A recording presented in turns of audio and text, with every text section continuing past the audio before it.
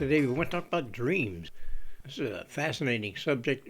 All kinds of opinions on this. There are different dreams we get. There are nightmares, terrors, lucid. Sometimes we get just plain great dreams.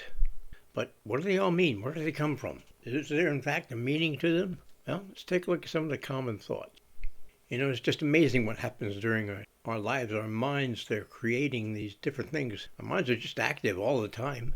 They're creating stories. They get vivid, very detailed stories, sometimes nonsense, sometimes terrifying, sometimes kind of dull.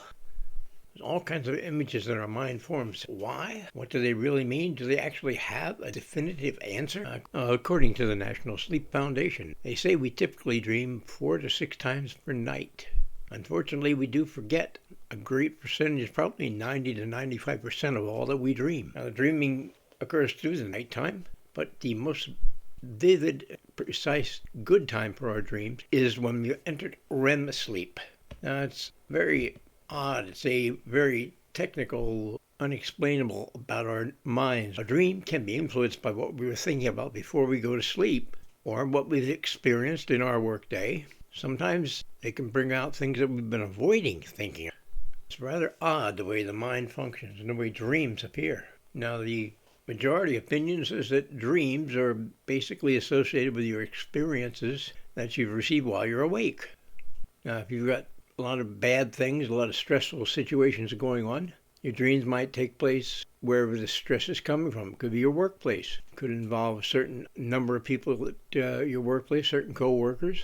Perhaps you having a dream. It's got all kinds of romance and heartbreak.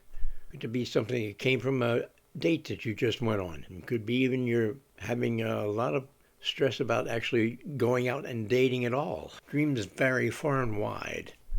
Most dreams are predominantly visual, meaning that the images are basically the primary part of the dream. Very seldom are there things like senses of smell or touch. Most people do dream in color. Some dreams, though, are entirely in black and white. It seems like the less stressed you are, the more pleasant your dreams are going to be. Dreams can be quite strange, and that's normal.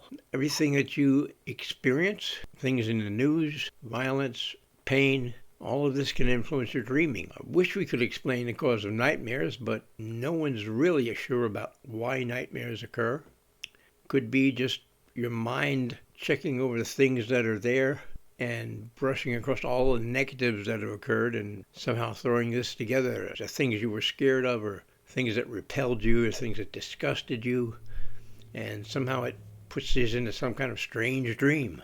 They have noticed that you get a lot of stress in your life, or you have mental health conditions, you may have anxiety disorders, and these people may experience dreams that are really frightening. I say 71% trusted source of people with post-traumatic stress disorders, they may frequently experience nightmares which can be reoccurring. Many studies out there, and to kind of pin down 3 of the more common nightmares that are involved. Nightmares involving physical violence, being chased or hunted, and about death or dying. Now, they have a thing that they call night terrors. They say night terrors aren't typically a type of a dream, but they're a sleep disorder. Night terrors themselves, they are commonly happening during non-REM sleep, while general nightmares typically happen during REM sleep.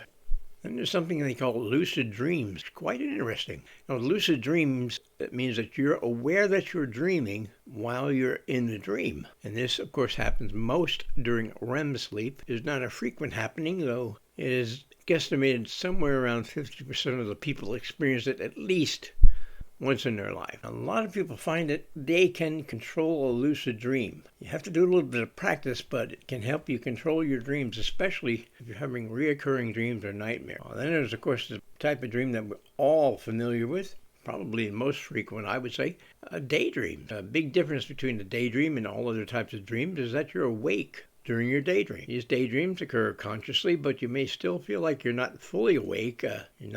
May not be sure of your surroundings. Someone catches you and you're in the midst of a nice daydream. They may say, come back.